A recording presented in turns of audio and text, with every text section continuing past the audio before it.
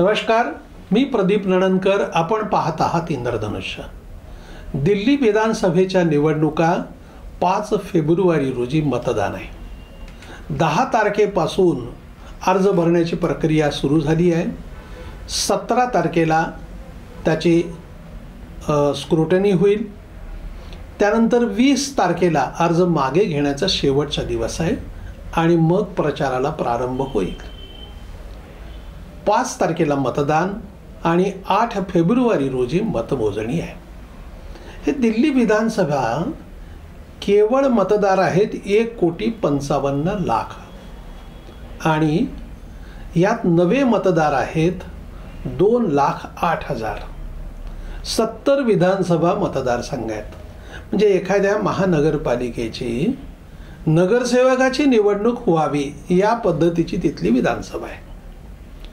आपल्याला माहिती आहे गेल्या 3 टर्म आप प्रचंड बहुमतानं सत्तेत आहे.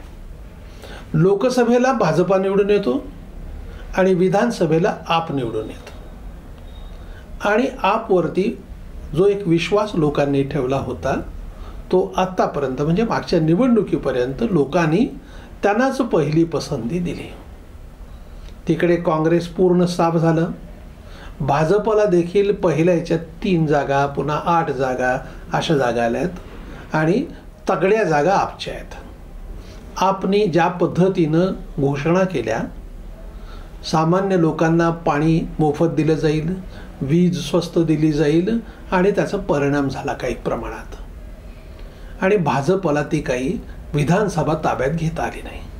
पण मतदार हुशार आहे. लोकसभेला मात्र तो भाजपच्या बाजूने उभा राहतो.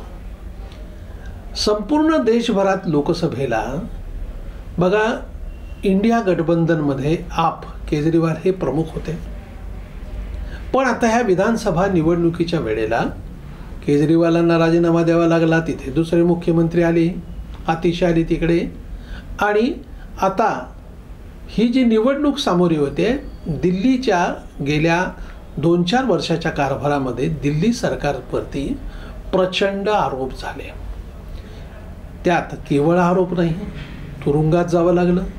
मुख्यमंत्री तुरुंगात, उपमुख्यमंत्री तुरुंगात आणि भाजपवाले हे जाणीवपूर्वक ईडी वगैरे भीती दाखवत कसा त्रास देत आहेत ह्या सगळ्या गोष्टी आप सांगत होतं. निवडणुकीच्या पुढे केजरीवालांना जामीन मिळाला आणि त्या आता प्रचारात भाजप आम्हाला कसा त्रास देतो आहे, म्हणजे इकडे उद्धव ठाकरे, संजय राऊत ज्या पद्धतीची भाषा वापरत होते तीच भाषा ते वापरत आहेत. काँग्रेस आणि भाजपा एक आहेत आणि आमच्या विरोधात हे सगळे लढत आहेत आणि कायम फक्त आपला सत्तेतून बाहेर ठेवणं एवढाच एक त्यांचा हेतू आहे असं ते मतदारांना आवाहन करतात. मतदार काय निर्णय घेतील ते आपल्याला कळेलच. पण या निवडणुकीतला दुसरा मुद्दा असा आहे की कधी नव्हे ते आपवरती भ्रष्टाचाराच्या आरोपाला प्रारंभ झाला. दुसरा विषय आहे की पहिली निवडणूक आपल्याला आठवत असेल, केजरीवाल म्हणजे डोक्याला मफलर गुंडाळलेले, कायम खोकला, वॅगनार गाडी साधी निळी आणि किती सामान्य माणूस आहे. त्यांनी सांगितलं की नाही, अनेक आपचे आमदार रिक्षाने आले. आणि गेल्या काही वर्षात आपच्या आमदारांच्या प्रॉपर्ट्या काय वाढलेल्या आहेत. मुख्यमंत्र्यांचा बंगला आणि ते दुरुस्ती करणं याच्यातला खर्च हा एक अतिशय मोठा चर्चेचा विषय झाला. माध्यमांच्या प्रतिनिधींना बोलवण्यात आलं पण तिकडे पोलिसांनी त्यांना जाऊ दिलं नाही. पण या याच्यामध्ये जे काही झालं आहे ते काही साधं नाही. आता बरं, केजरीवाल माझा बंगला एवढा आहे तर मग नरेंद्र मोदींचा बंगला बघा वगैरे काय, या पद्धतीचे आरोप त्यांचे करणे चालू आहेत. परंतु त्यांनी जे काही सांगितलं होतं ना, मी शासनाची गाडी वापरणार नाही, मी साधा राहीन, म्हणजे दिल्लीचं आरोग्य कसं धोक्यात आहे बघा. सुरुवातीला म्हणजे केजरीवालच्या डोक्याला मफलर आणि खोकला होता, त्यांच्या डोक्याचं मफलर गेलं, खोकलाही आता दिसत नाही. पण अख्ख्या दिल्लीला लोकाला मफलर बांधायची पाळी, तोंडाला स्कार्फ लावायची पाळी, एवढं प्रदूषण वाढलंय. या विषयामध्ये केजरीवालांनी काय केलं असे सगळे विषय चर्चेचे आहेत. सामान्य माणसाला तिकडे शाळांना सुट्टी द्यावी लागते. प्रदूषणाच्या विषयामध्ये म्हणजे एवढे हमरस्ते केले, गडकरींनी दिल्लीत 16 पदरी रस्ता केला आहे, 16 पदरी. आणि प्रचंड तिकडे आता आहे ना सगळ्या गोष्टीचे वाहनांची संख्या मोठी आहे. प्रदूषणाच्या समस्या मोठ्या आहेत. पण ह्या सगळ्या विषयावरती दिल्लीचं सरकार म्हणून काय करते, मग आम्हाला अधिकारच नाही, आम्हाला स्वायत्तता नाही, अशा आरडाओरडा सुरू आहेत. हे सगळे मुद्दे निवडणुकीत मतदानात येणार आहेत. संजय राऊत असं म्हणाले की आम्ही काँग्रेसपेक्षा अधिक संपर्कात राहतो म्हणाले केजरीवालांशी, संजय सिंहशी, शिवसेना प्रादेशिक पक्ष आणि आप प्रादेशिक पक्ष, त्यामुळे आमचं कम्युनिकेशन अधिक आहे. कार्यकर्त्यांच्या रेट्यामुळे आप स्वतंत्रपणे लढत आहे, परंतु लोकसभेला इंडिया गठबंधन आहे, आजही ते आहे. मग छोट्या ज्या निवडणुका आहेत तिकडे आपल्याला स्वतंत्रपणे हे करावं लागतं. कदाचित मुंबई महानगरपालिकेला देखील आम्ही स्वतंत्र लढू असे संकेत पण राऊतांनी दिले. काय झालं आहे की जी काही भूमिका घेतली त्याच्यावरती एक त्याला तात्विक मुलामा देण्याचा प्रयत्न केला जातो आहे. पण ज्या पद्धतीनं आप काँग्रेसवर पण आरोप करत आहे त्याच्यामुळे फायदा होण्याऐवजी तोटाच अधिक आहे.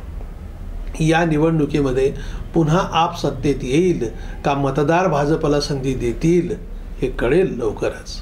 परंतु अगदी गेल्या 3 टर्ममध्ये जी आपची स्थिती होती ती यावेळा राहिलेली नाही. आप बोलतं एक आणि करतं एक अशी भावना मतदारांची झालेली आहे. त्यामुळं महाराष्ट्रामध्ये जो एक भाजप म्हणजे महायुती काठावर येईल विधानसभेला असं जे वाटलं होतं आणि कल्पनेपेक्षा अधिक बहुमत हे महायुतीला मिळालं, कदाचित तिकडे असं पण होऊ शकतं. म्हणजे आप भुई सपाट हा पण निर्णय होऊ शकतो, माहिती नाही मतदारांच्या मनात काय चाललं आहे. पण दिल्लीच्या विधानसभा निवडणुकीची उत्सुकता ही प्रचंड लागलेली आहे. भाजपची जी एक व्यूहरचना असते निवडणुकांची, एक निवडणूक झाली की दुसरी निवडणूक, आणि त्यामुळे या वेळेला दिल्ली काबीज करायची असा प्रयत्न भाजपकडनं केला जातो आहे. आणि आपवरती हल्ले बोल हे सगळेजण करतायत. त्याचा परिणाम नेमका काय होतो, केजरीवालची ताकद मोठी का मोदींची ताकद मोठी, हे आगामी काळामध्ये कळेलच. धन्यवाद. आपल्याला हा जर व्हिडिओ आवडला असेल तर तो लाईक करा, फॉरवर्ड करा व सबस्क्राईब करा.